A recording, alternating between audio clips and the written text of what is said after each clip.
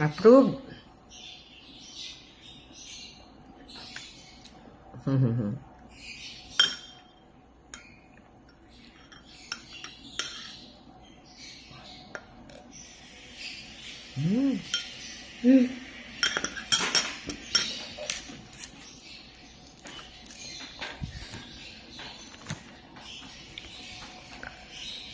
Crunchy.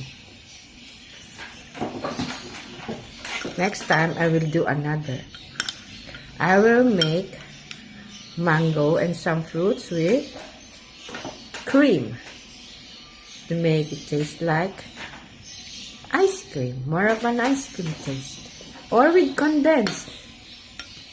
With condensed milk.